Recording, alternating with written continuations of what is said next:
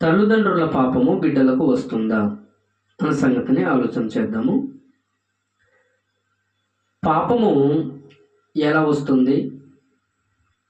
పుట్టుకతో వస్తుందా, అనగా జన్మతో పాపం ఉన్నదా, లేకపోతే తల్లిదండ్రులు చేసేటటువంటి పాపాలు బిడ్డల మీదకు వస్తాయా అనే సంగతిని మనం ఆలోచన చేసినప్పుడు గ్రంథం ఏ విధంగా తెలియజేస్తుందో ఒకసారి గ్రంథం చదువుదాము.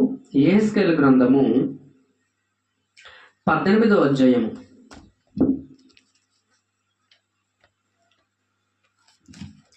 యెహెజ్కేలు గ్రంథము 18వ అధ్యాయము 1 నుంచి 4 వచనాల వరకు చదువుదాము. మరలా యెహోవాకు నాకు ప్రత్యక్షమై ఇలాగూ సెలవిచ్చెను. తండ్రులు ద్రాక్షకాయలు తినగా పిల్లల పళ్ళు పులిసినని మీరు చెప్పుచు వచ్చెదరే. ఇశ్రాయేలు దేశంను గూర్చి ఈ సామెత మీరెందుకు పలికెదరు? నా జీవము తోడు ఈ సామెత ఇశ్రాయేలులో మీరిక పలకరు. ఇదే ప్రభువైన యెహోవా వాక్కు. మనుషులందరూ నా వశంలో ఉన్నారు, తండ్రులేమి కుమారులేమి అందరూ నా వశంలో ఉన్నారు. పాపం చేయవాడెవడో వాడే మరణమునందును అన్నాడు. అందువల్ల పాపం ఎవడైతే చేస్తాడో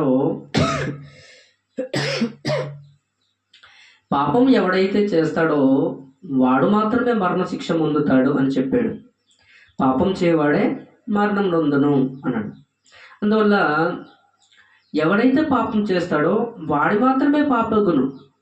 మరి తండ్రుల పాపము బిడ్డలకు ఎందుకు వస్తుంది గ్రంథంలో తెలియజేయనప్పుడు? అంతేకాకుండా నిర్గమకాండము 20వ అధ్యాయము 5వ వచనంలో తల్లిదండ్రుల దోషము కుమారుల మీదికి వచ్చును గాని పాపము రాదు అని తెలియజేస్తాడు. ఒకసారి నిర్గమకాండము 20వ అధ్యాయంలో నిర్గమకాండము 20వ అధ్యాయము 5వ వచనం చదువుదాం. ఏలయనగా నీ దేవుడైన యెహోవానగు నేను రోషంగల దేవుడను, నన్ను ద్వేషించు వారి విషయంలో 3-4 తరముల వరకు తండ్రుల దోషమును కుమారుల మీదకు రప్పించుచు అన్నాడు.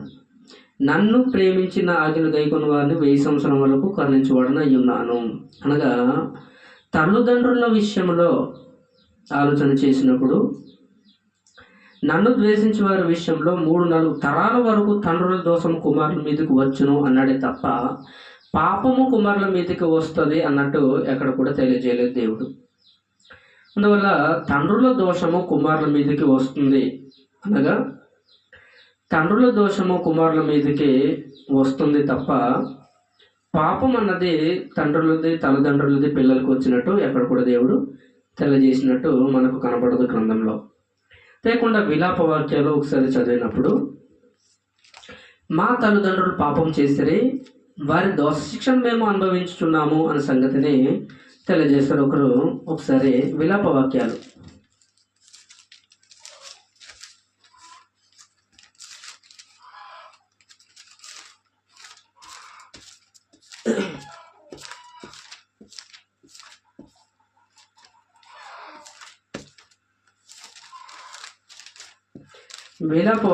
చదువుదామండి. ఒకసారి విలాప వాక్యాలు 5వ అధ్యాయము 7వ వచనం. మా తండ్రులు పాపం చేసి గతించిపోయేది, మేము వారి దోష శిక్షను అనుభవించుచున్నాము అన్నాడు. అందువల్ల మా తల్లిదండ్రులు పాపం చేసిరే, వారి దోష శిక్షను మేము అనుభవించుచున్నాము అన్నాడు. అంటే దోష శిక్షను అనుభవిస్తారే తప్ప పాపము వారి మీదకి ప్రాప్తించదు. పాపం చేసి గతించిపోయిరి, మేము వారి దోష శిక్షను అనుభవించుచున్నాము అన్నాడు. అందువల్ల దోషము అనగా భౌతిక సంబంధమైన శ్రమలు, బాధలు తల్లిదండ్రులను బట్టి సంభవిస్తాయి. పాపము అనగా అంటే అది ఆత్మ సంబంధమైనది.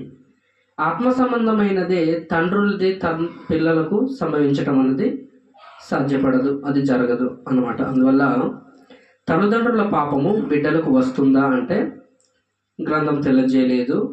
తల్లిదండ్రుల పాపము బిడ్డలకు రాదు. ఎవడైతే పాపం చేస్తాడో వాడే మరణ శిక్ష నందును. తల్లిదండ్రుల దోషము కుమారుల మీదకు వచ్చును కానీ పాపము రాదు.